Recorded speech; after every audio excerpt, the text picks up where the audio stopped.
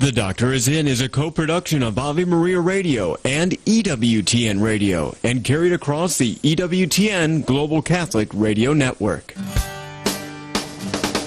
Nice to have you with me here on The Doctor Is In. You have always been a voice of reason through all of this. Appreciate your time, what you're doing for America. I give you advice, and it doesn't work at all. You are definitely not inept by any means. I like to hear women say that about me. Whatever advice you're going to send my way, I am 100% taking it. I can't tell you what to do. I will not tell you what to do. Okay. Well, thanks. That wasn't the answer I wanted. Are you kidding me? Great stuff, Dr. Red. Glad I called. I've scheduled my day around listening to your radio show. Don't have to laugh so hard. Now, from the studios of Living Bread Radio Network in Canton, Ohio, the hometown of Mother Angelica, here's Dr. Ray. It's official. I am the only host in all of Catholic media that can take days off your purgatory, because I can be so irritating to listen to. And there are times when more days are taken off with a sentence or two than a whole segment. Now, you have to keep listening, and there's probably a certain amount of irritation that is necessary. Not outright hostility, just agitation, discomfort. And if you're saying, well, I don't like it, but okay, I'll be supportive, that we don't know how that exactly translates into what's taken off your purgatory time, because there's no time in eternity after death, but we'll just kind of say that there is some lessening of your purgatorial examination, fire, whatever we might call it. Nice, very nice to have you here. Program is The Doctor Is In. You're not really here. You could be anywhere, but it's delightful to have you listening to however much you do, whether it's a couple of minutes because you're in your car, whether you have just kind of shot through your radio selections, you put it on Seek, and it stopped right here. I appreciate that. Appreciate that very much. Program is The Doctor Is In. I'm a psychologist. What kind? There's all kinds of psychologists. Clinical psychologists. These are the folks who have been, if you want to say trained, I don't know if I like that word, educated maybe in therapy or in assessment of various types, diagnoses. But the interesting thing about all that is that any psychologist will tell you with any amount of experience that what they learned in graduate school and their PhD is a minuscule fraction of what they bring to the table or to the office or to the couch in their practice. And that's true for me. Over the years of reading, listening, experience with many people, so much of what I've learned, I did not learn in school. I learned it on the pavement, if you will, the clinical pavement. Now, on this program, I don't diagnose, I don't do therapy, I don't step on any therapist's turf, I don't intrude on anything they've said if you're seeing somebody. We can educate, give you a few thoughts, a few ideas, something to ponder, something to throw in your basket of options. Now, an easy way to do that, very simple, the number, 877-573-7825. Notice how I said that? The number, and then I just gave it. I didn't say, the number is. Why? Because guys don't generally use verbs if we don't have to. When I used to call the fellas, I finally quit coaching softball after many, many decades. And I used to call the guys. In the conversations, when you had 12, 13 guys you had to call, this was before any kind of social media, you wanted to get in, get out, get to the field. So I'd say, Ronnie, practice. Mason, 3:30. See ya. That's it. Not a verb in the whole conversation. Verbs take up space. Do that a lot here on the program, I've noticed. Doctor Is In.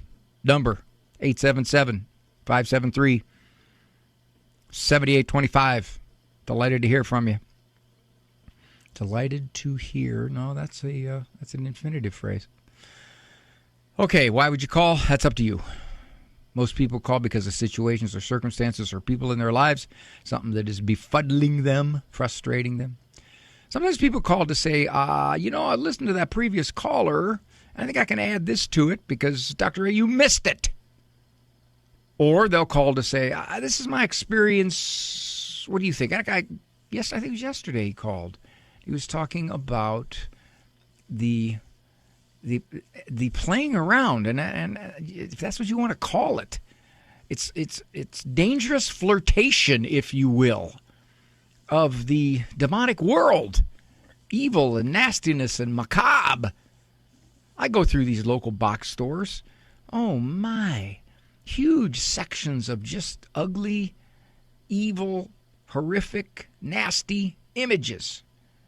Now one can say, "Oh, come on, that's just kind of playful stuff." Yeah, okay. But correct me if I'm wrong, and you won't. There is just a certain preoccupation with it that is just everywhere. Everywhere. And to see that stuff right next to the Christmas stuff. You know, Christmas used to start after Halloween. No, not even after Halloween. It used to start after Thanksgiving. Well, now we got Halloween bumping into Thanksgiving, bumping into Christmas. Pretty soon it's going to be bumping into Groundhog Day. Great movie, by the way. Great movie. 877-573-7825. I'm going to have to dispense with my opening monologue. Maybe I'll do it tomorrow. We're going to have a live show tomorrow. Tomorrow's Look Back Friday typically, but we're going to do a live show because a lot of times some people can only tune in or call on days where we have ePerson Monday and Look Back Friday where we don't take live calls. So tomorrow will be live. Today is live, understandably. Now, the monologue I was going to do is, I think, a great, great logic problem with the Bible if you're not Catholic. And that particular piece, my son who handles my Instagram and Facebook page, put that up there.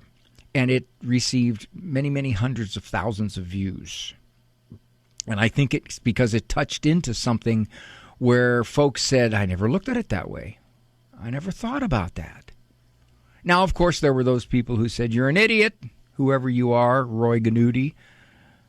But in fact, by and large, it went viral several times. I'll do that one in the future. Right now I'm going to do this one. It's much more brief, then I can get to your calls. If I were to someone who maybe particularly was not Catholic, someone who said things like, well, you've had bad popes. You've had popes that have had mistresses, or you've had popes that have been rapscallions. And there have been a handful of those, but the interesting thing is that no doctrine was ever changed. But that's aside. If I were to say, what if we had a pope who said, in public, adamantly, no doubt, as a matter of fact, repeated himself, I now believe that Jesus is not God. I now believe that I really want to have no association with him. I don't even know him. Would that be enough for you to look at the Catholic Church and declare it invalid? Talk about confused popes, huh? And I'm talking also to you who in many respects are too quick to second guess the popes. Yes, there may be things they do that confuse you and you don't understand, but our church is still our church. And Christianity stayed Christianity when this pope did that. Do you know who he was? Which one was it? Was it during the Borgia regime there? Was it Middle Ages? No, was it? I think it was when we had two different claimants to the papacy. Yeah, back the Leon papacy. No. Which one? Which pope was it? Oh, I know which one. His name was Peter. Peter the First. You might know him. St. Peter in the Gospels. I don't know the man. You're wrong. I do not know the man. I swear an oath, I do not know the man. The very first pope, the very first chief shepherd of the church, put in place by Jesus himself, said, no, I'm rethinking this here. I'm rethinking this. Now, he came around, obviously. And what he said was under duress. He was fearful. He was scared. But nevertheless, there was a moment, there was a time when he publicly declared himself not a Christian. So be really careful when you say that the Catholic Church has faltered or broken its line of authority because there were men who were the prime shepherds of the church who said or did things that were less than honorable. So remember that. Our very first pope, under pressure, said, I'm not real sure about this whole Jesus thing. 877-573-7825. 877-57 That is the number to call. Love to talk to you. And old Ellie there, she had a great question, but she called and hung up immediately. Don't know why that was. Immediate Ellie. This is Dr. Ray. Thanks for joining me. Do you own popular index mutual funds or ETFs? If so, you're automatically own shares of companies that conflict with your moral beliefs. Ave Maria mutual funds are managed to conform to pro-life and pro-family values. Long-term investors can invest in the no-load Ave Maria mutual funds. The experienced professional portfolio managers make decisions based on investment fundamentals and pro-life values. You can learn more about Ave Maria mutual funds today at 866-AVE-MARIA or visit AveMariaFunds.com. We are the pro-life generation, passionate about building the culture of life in our healthcare and in our nation. But not all healthcare options are equally pro-life, and some provide morally objectionable procedures. CMF Curo is different. CMF Curo is a pro-life Catholic healthcare ministry providing a pathway for its members to build the culture of life in their healthcare choices, not destroy it. Learn more about CMF Curo at mycatholichealthcare.com. That's mycatholichealthcare.com. Hello, Steve Ray here from Footprints of God Pilgrimages. The land of our Lord and Our Lady is calling us. We're heading back to the Holy Land over Christmas break this year. We have the best, most reliable guides and services awaiting us. The holy sites are open, and the local Christians are anxious to see us. Galilee, Jerusalem, Nazareth, Bethlehem. No crowds, no lines. Hope you can join us. Find the Ave Maria Radio travel tab at AveMariaRadio.net. This program brought to you in part by Ave Maria, Florida, a big kind of small town where golf carts take you everywhere and there's always something fun around the corner. Discover championship golf, resort-style amenities, and a town center full of shopping and dining. With Ave Maria University and Ave Maria Catholic Church at its heart, it's a community full of connection and charm. More than 25 model homes are available for viewing. More information can be found at AveMaria.com. That's AveMaria.com.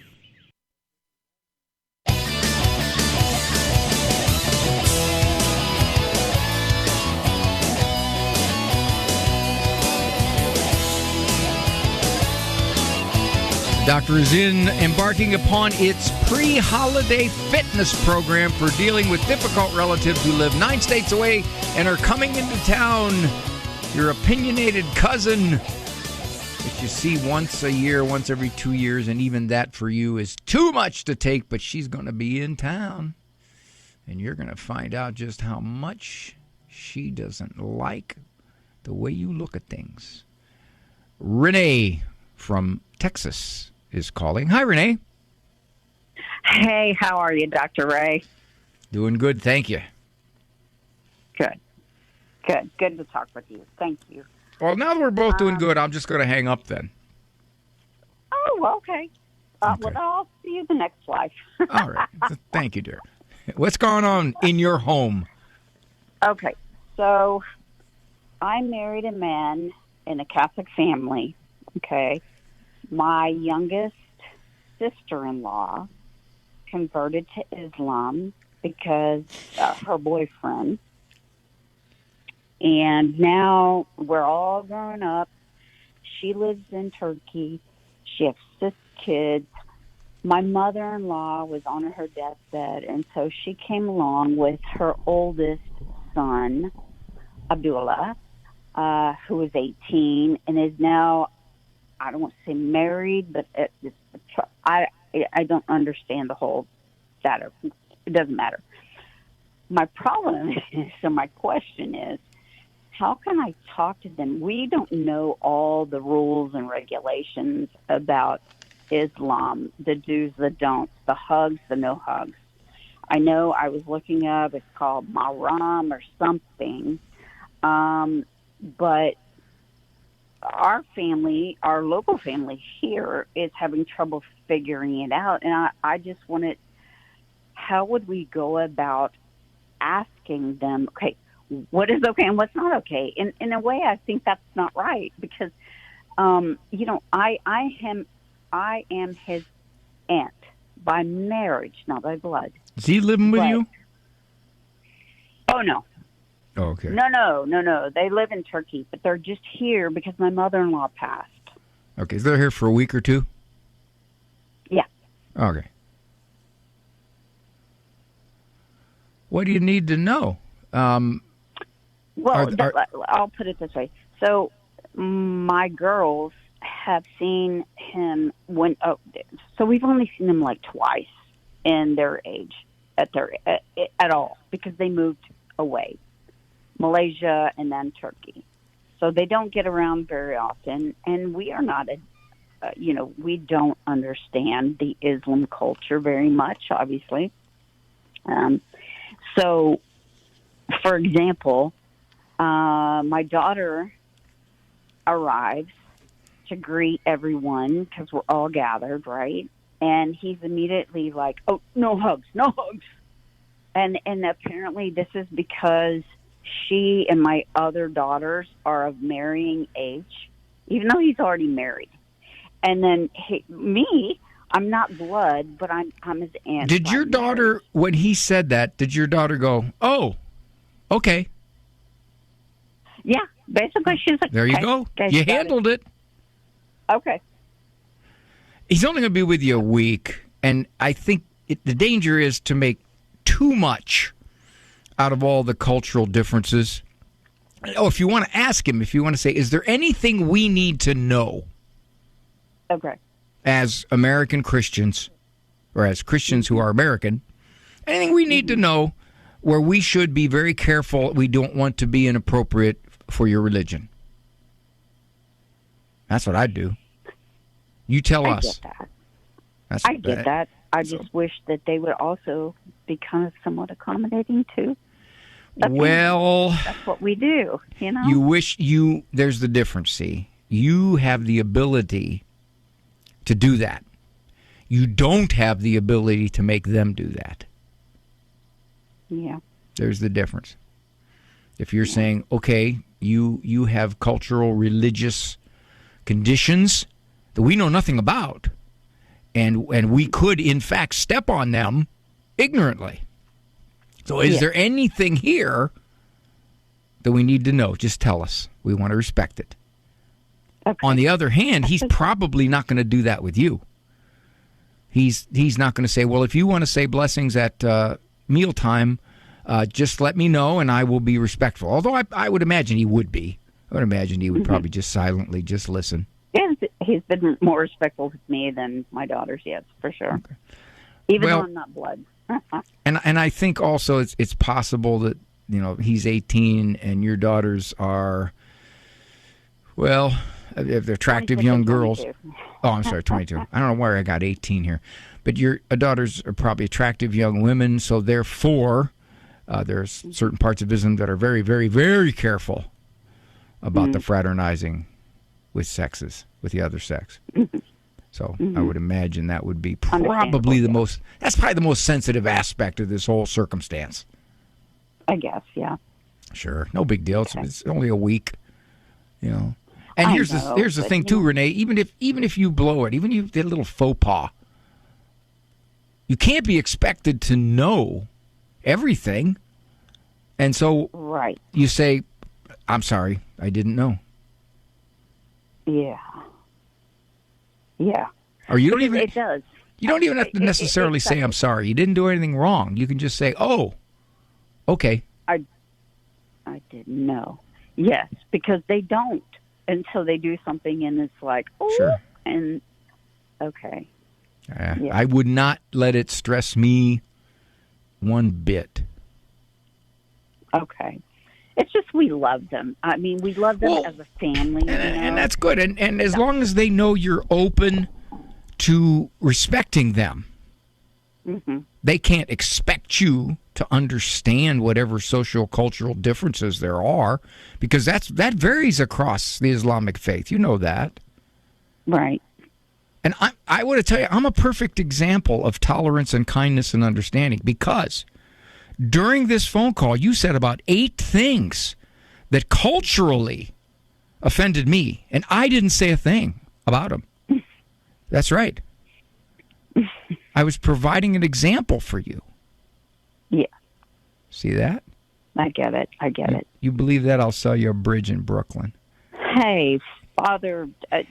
Sorry. I just ordained you. Hey. Yeah, that was easy. All right, Dr. Ray. Renee, I love you. You're awesome. Thank you so much. Just one thing. Next time you call, put the compliments at the front. Don't wait until the whole call and then be complimentary. Okay, like that. then. Yeah, that's a new rule we have. Yes, sir. All right. Yes, Thank sir. you, dear. Bye. All right. My son shared with me. It was an Instagram he put up, and it was some comment about the church and the logic behind the church, etc. And one of the comments was, my son thought it was great. We don't really respond to the comments. There's too many of them. But and by the way, talk about insulting stuff. One of the comments was, "Worry less about your hair and read the Bible." Well, I don't know how he thought I was worried about my hair, and I don't know how he thought I didn't read the Bible. And I wanted to say, and I don't, because you can get into real dead-end clashes. I wanted to say, well, being a Catholic, I've kind of been through the Bible. Let's see, my age, how many times I've gone to Mass. Probably at least 25 times through the majority of the Bible, because I go to Mass. And every 3 years, we go through another cycle of the Bible. So you Catholics, if somebody asks you, "Do you need to read the Bible?" You say, "Well, I've been through it. Let's see, approximately. Let's say you're 50 years old, and you've been going to Mass and paying attention since you were about 6. 44 years divided by 3, 13, 14, almost 15 times. You've been through huge parts of the Old Testament and nearly all of the New Testament." You just tell them, "Yeah, I've read the Bible 15 times. What? I didn't know Catholics read the Bible. Well, yeah, we have multiple scripture readings at Sunday Mass. Oh. Just another classic example of people having opinions when they are very, very short on facts. 877-573-7825. Already at the bottom of the program. Time-wise, the bottom of the program, and I certainly would like to hear some more from you. So we got lines ready. We'll do everything we can to get to all of you. I'm Dr. Ray.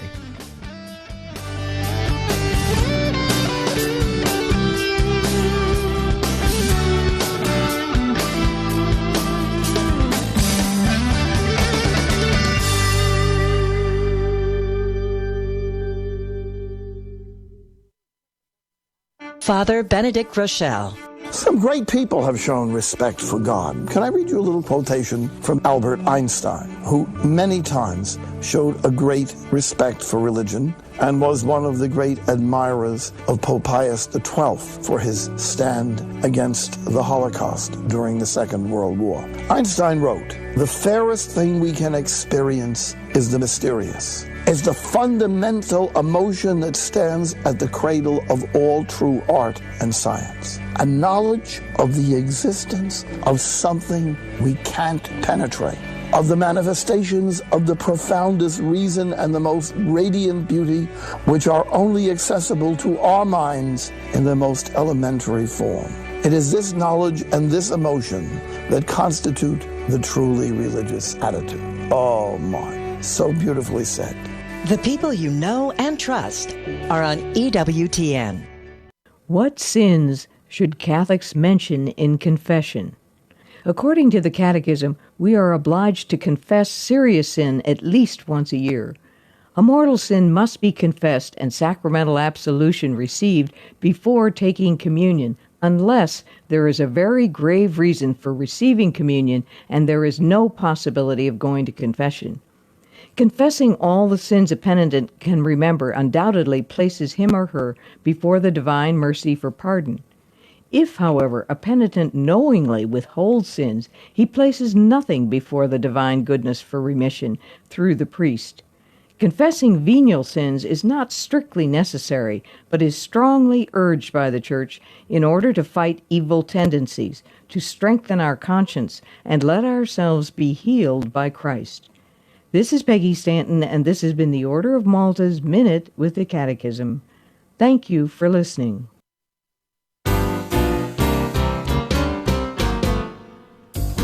Thank you for joining me here in the Doctor's Inn. One quick item of business. I think reports are out of Ann Arbor that the 4 tapings next week, October 28th and 29th, Tuesday, Wednesday at Russell Videos, the audience is full and they're waiting lists. I don't have the official numbers. But I will say this, rather sadly, I will say that there is a certain amount of people who don't show. I don't know always why that is. I'm sure things come up. But I hope it's not because they say, well, it sounded pretty good when I signed up, but now I'm kind of tired and I just don't feel like going. That's not good. That is not good because we count on numbers in the audience for various reasons, and we feed you in between the shows. So all of that depends upon reliability. You say you're going to be there, you got to be there. Now, we topped it out at 70 people. As far as I know, all 4 shows have topped out. Now, that may or may not be, so look into it. And, well, here's what you could do. You can come anyway. And, in fact, if it's too crowded and we can't seat you, then if you're kind enough, you just simply say, well, okay, I'm going to go. Or you hang around for the second show. Got a show at 5:30 and 7:15. And likely, you'll get a seat. Because, unfortunately, there are those folks who said they're coming who don't come. So, I can't personally understand that, You want to be on EWTN television? You see your face, your mug right there. We've had a lot of people say, I saw you on TV. Juliet from Georgia. Hi, Juliet. What a pretty name. Pretty name. Hi, Dr. Ray. I wish I was able to go to one of your shows, but financially and I cannot go. Well, you're pretty far away there, Juliet. You're in Georgia. Yeah. I've been to EWTN a couple of times, but that was it. Well, thank you for the call, dear. So you got a 16-year-old son who's yes. Is he getting bad grades? Well, he's in 10th grade, and the main classes, I think, is biology and, of course, ELA, literature. And for 9th grade, he was in a Catholic school. So he got withdrawn, and now I have, unfortunately and sadly, had to put him in a public school just for now.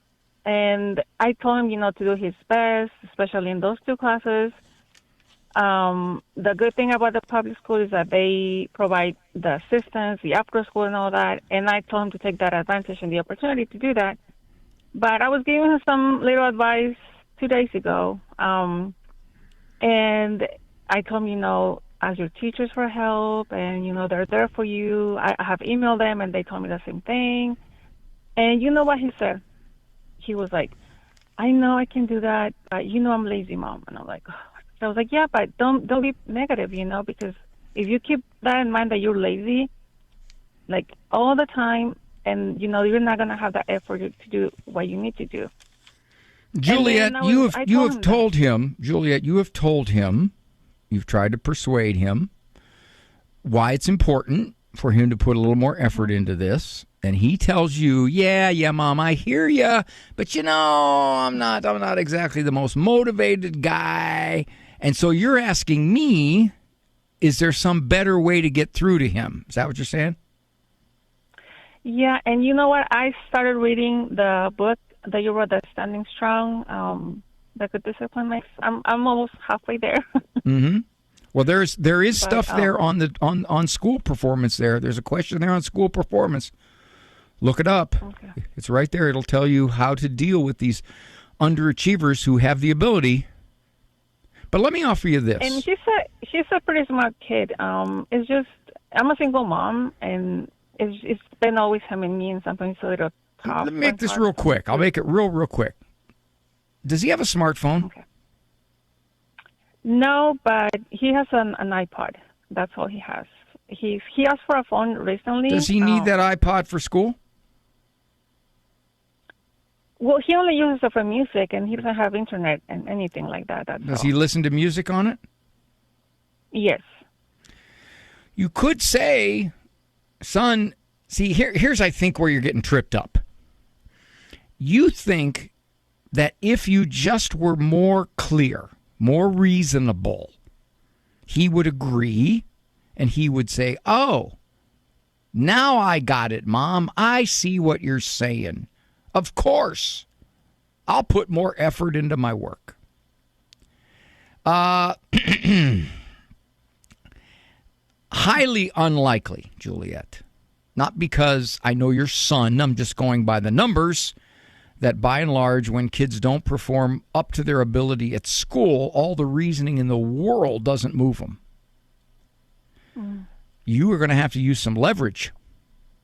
You may have to say, son, your grades have to be at a certain level. Let's say, for example, you want proof of what grade he has in each class on a Friday. He writes down the grade, and he gets the teacher to sign it. And your condition is it's got to be B or A. You said he's got the ability, so therefore A or B. And it ain't that hard to get A's and B's anymore in school because such a grade inflation. Right. That means if he doesn't, comes home with a C or a D because he's not turning in the work, that for the next week, he doesn't have that iPod. And he doesn't have the... I tried that one time. One time. You hear what you just said there? One time. I tried that one time. He exploded, and I had to talk to the priest, and... Well, now you just added a big element, my dear. You added a huge element, which is I tried to discipline him. I tried to put conditions upon him, and he got so mad that I didn't know what to do. Yeah. On one hand, if he just gets mad, well, he just got mad. On the other hand, if he gets mad and he punches a hole in your wall, or he cusses you out, or he takes off, you got to decide what you're going to do about that. Because at this point, as long as he has the ability to say, you cannot hold me accountable, Mother, and if you try, I'll go crazy. If that's where it is, Juliet, then what I would say is you get yourself some good guidance on how to bring this young man under better control. Because if he's telling you, I'm not doing... Yeah, well, here's the thing, though. You can read that book, and it'll tell you how to take control of a situation. But if he's going to get so ugly that you're scared, that you're not sure, my gosh, I've never seen him like this, then at that point, you get some good help from people in your life, or a counselor, or the school people. Or even if you think it's wise, you call the juvenile authorities. So I really don't know how ugly he can get, but you said you tried it once. Well, this is going to be a rule that you have, and it'll be interesting to see his reaction.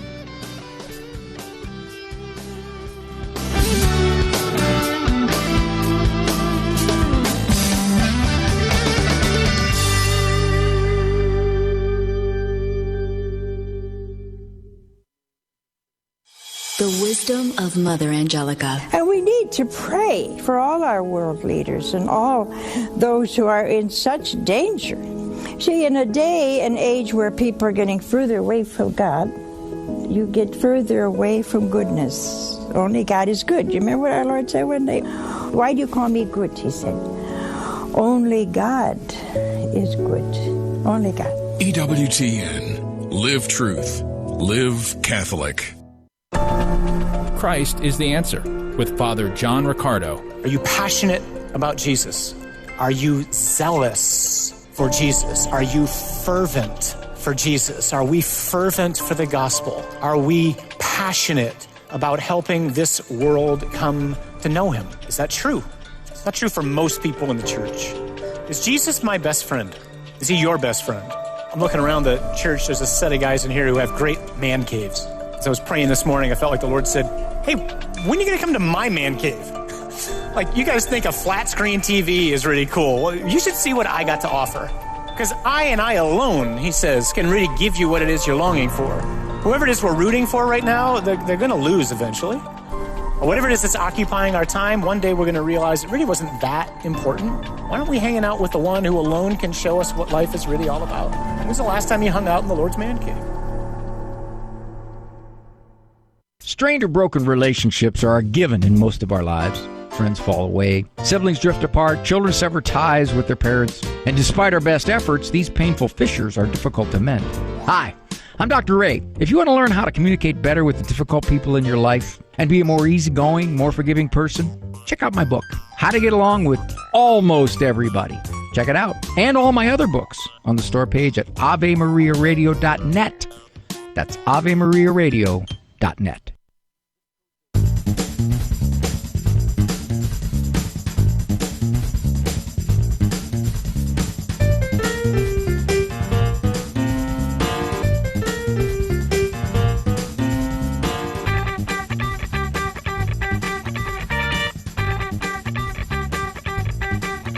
Emotionally peaking, all biorhythms in sync, aligned with Jupiter and Mars, pegging the IQ needle at 134 for brief sentences.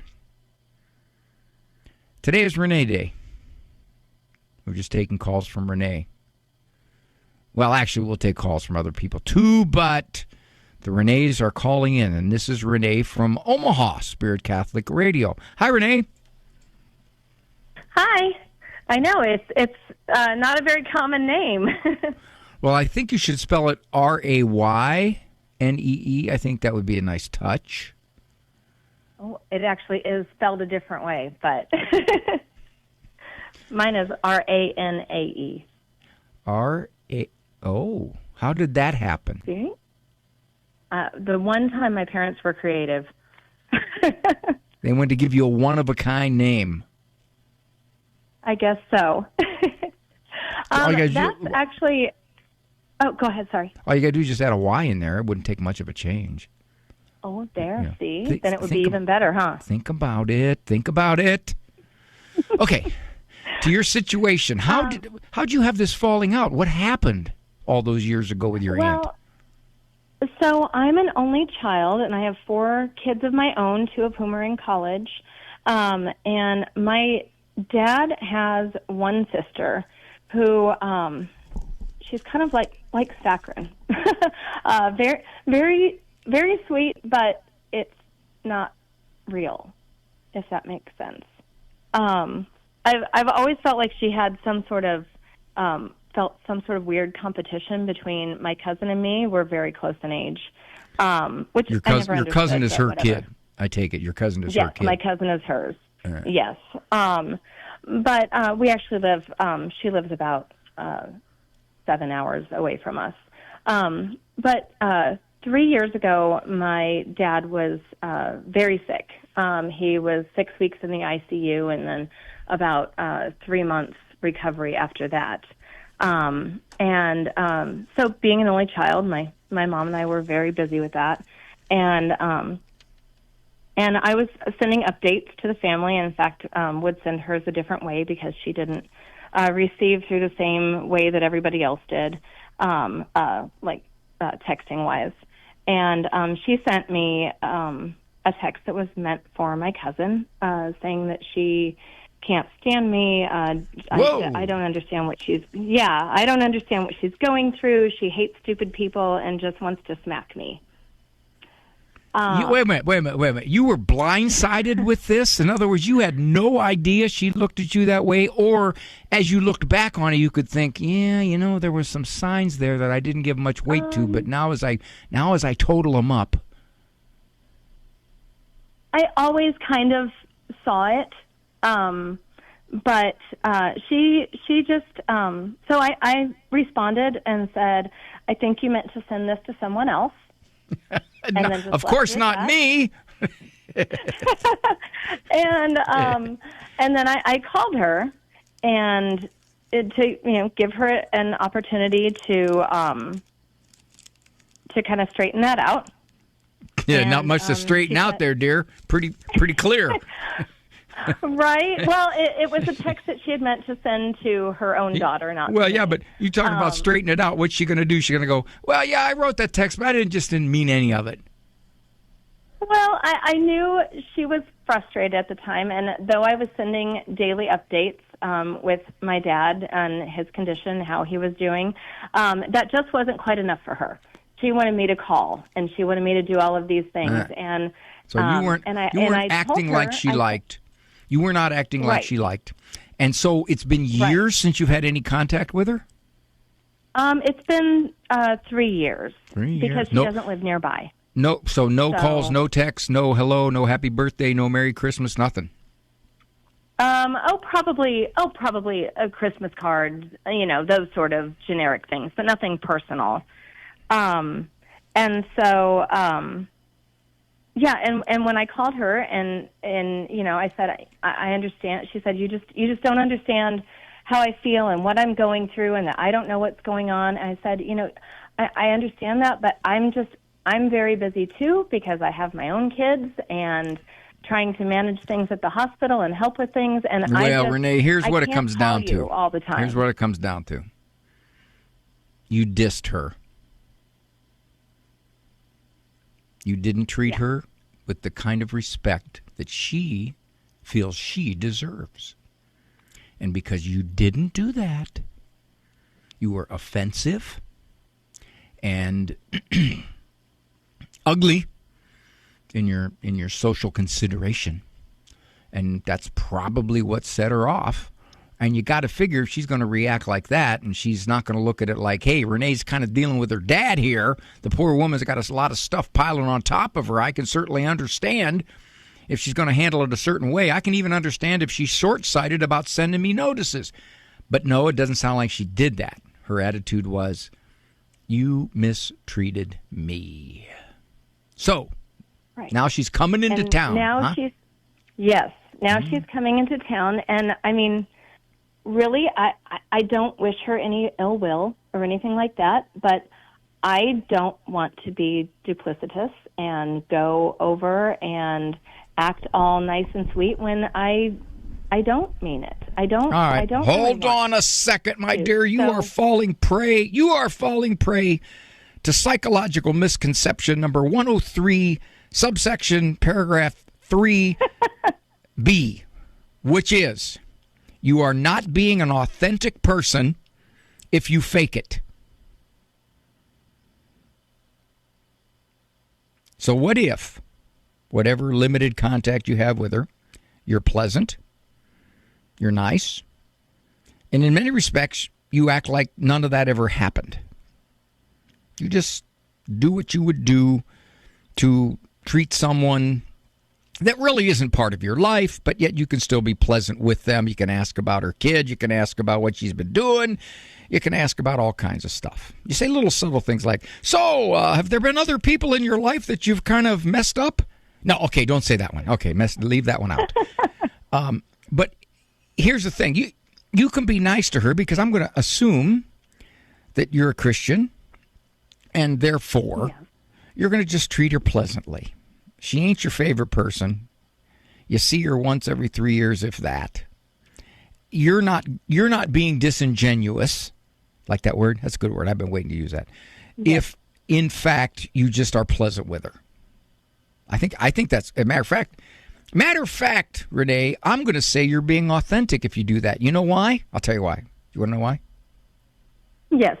Because you are genuinely acting in a way that you think is the right way to act, even though you don't have the feelings behind it. The feelings don't matter. That has nothing to do with your authenticity. The genuineness is, I'm a Christian, and I'm simply going to treat her pleasantly. I don't have to be ushy-gushy, warm, everything. I'm going to treat her pleasantly, civilly, for the time that I interact with her.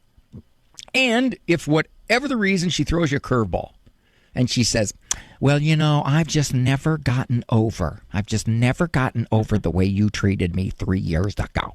Okay, if she tries to provoke you, you're giggling, so you have not ruled that out as a possibility. You could simply say, well, I'm just sorry about that. I'm just so sorry that happened. And that's it.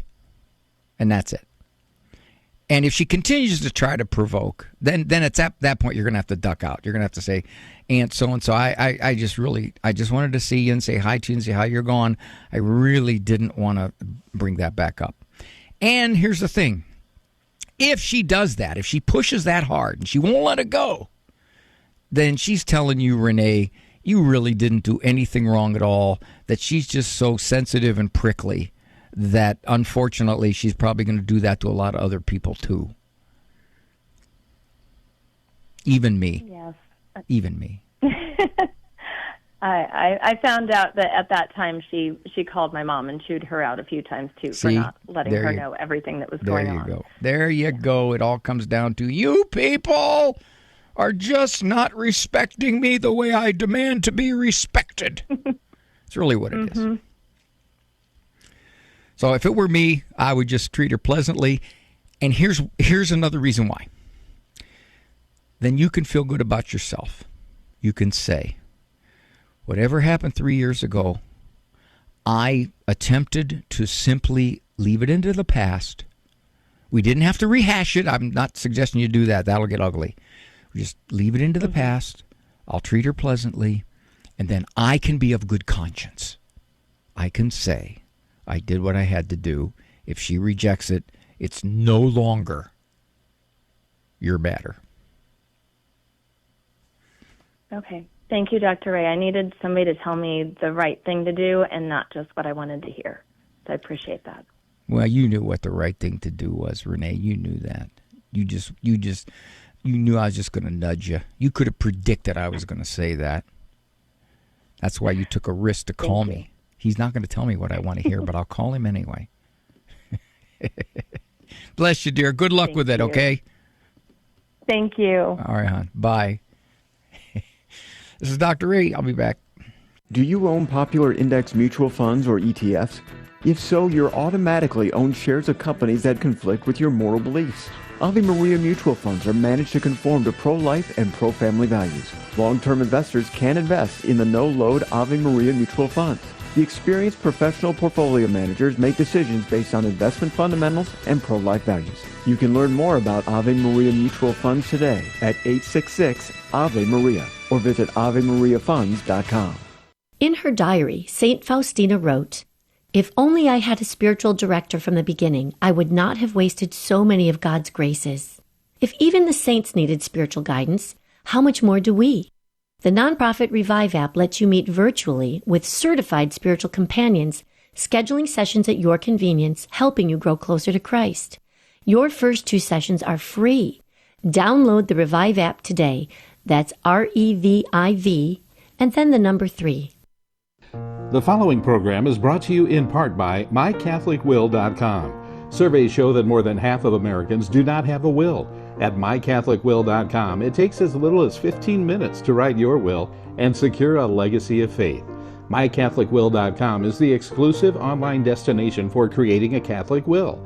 The process of writing a will is simple and now more accessible than ever. MyCatholicWill.com, a legacy of faith for those you love. Underwritten in part by the following nonprofit. Do you feel as though life is flying past you? Are you desperate for a way to find moments of peace and quiet? Lord, Teach Me to Pray, the free Ignatian prayer series, will open your heart to His voice, to the peace you are seeking and the only love that fulfills the human heart, Jesus. God is calling you to true joy, knowing Jesus personally. Lord, Teach Me to Pray is free. Go to LordTeachMeToPray.com, click on the red box, order the Lord, Teach Me to Pray series now. Go to LordTeachMeToPray.com.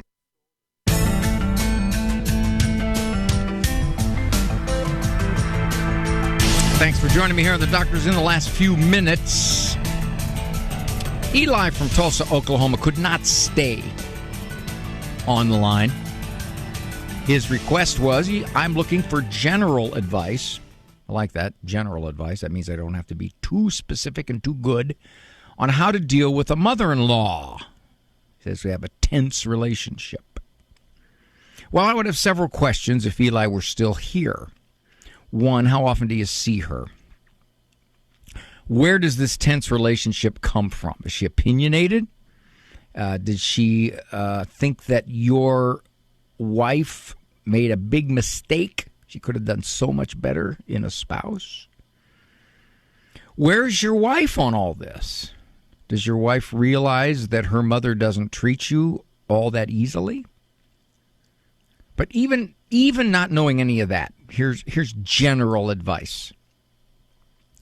Most of the time, when a relationship with someone is tense, it's not because they're threatening to punch you in the face or they've got a weapon.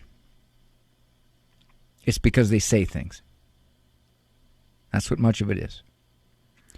And to the degree that you get locked into the idea that they shouldn't say those things, that's unfair, that's mean, I don't deserve that, whatever it is in your mind that says, if they say those things, I'm going to be upset.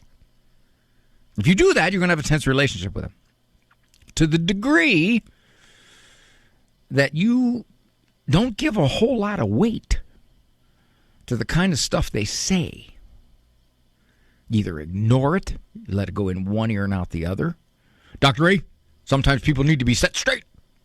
Well, my guess would be if you tried to set her straight, it would get real ugly.